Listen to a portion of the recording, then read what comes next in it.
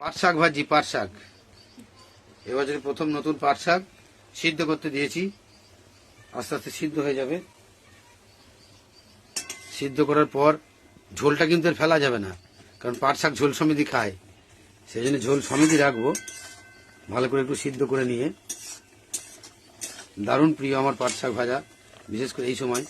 পরে হয়তো এতটা ভালো লাগে না, কিন্তু যেহেতু এখন নতুন নতুন উঠছে পাট শাক, এখন দারুণ খেতে লাগে, খুবই সুন্দর হয়। আপনারা বাজার থেকে কিনে দেখবেন, 5-6 টাকা তারি পাবেন।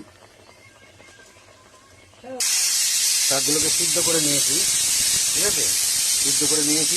অল্প অল্প ঝোল আছে। এবার কড়াই চাপিয়ে দিলাম। কড়াইয়ে তেল দেব, অল্প শাক তাই আমি অল্পই তেল দিচ্ছি, কারণ বেশি তেল হয়ে গেলে এতে খাওয়া যাবে না। আচ্ছা, এর সঙ্গে একটু কালো জিরে দিচ্ছি, শুকনো লঙ্কা দুটো দেওয়া হচ্ছে। তার সঙ্গে একটু দেওয়া হবে একটুখানি রসুন বাটা। যে কোনো শাকে একটু রসুন বাটা দিলে খেতে ভালো হয়। মা ঠাকুমার এটা দিচ্ছ না, যাই হোক তেলটা হয়ে এসেছে। ভালো করে লঙ্কাগুলোকে এবং ফোড়নটাকে একটু ইয়ে করছি।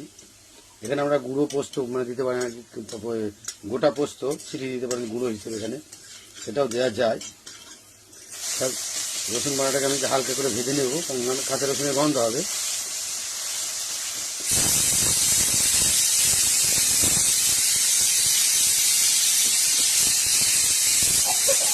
রসুনটা ভাজা হয়ে গেছে, এবার দেখতেই পাচ্ছি রসুনটা ভাজা হয়ে গেছে। এবার শাকটা দিয়ে দেবো, ভালো করে নেড়ে করে নিন। আমাদের পাট শাক ভাজা রেডি।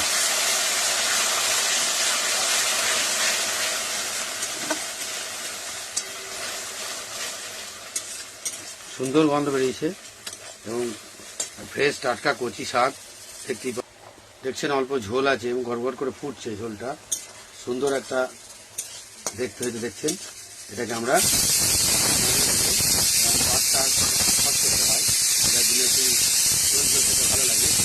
কচি যেমন খেতে, পাট শাকের ঝোলও ঠিক একটু পিছল পিছল খেতে সুন্দর। মানে এর সঙ্গে মুরগির মাংস বন্ধুরা একটু রান্না করছি আজকে বাড়িতে। ছেলের অনুরোধে তো মাটনই হচ্ছে, কিন্তু মা বাপি খাসির মাংস খায় না, তাই মা বাপির জন্য একটু মুরগির মাংস রান্না হচ্ছে।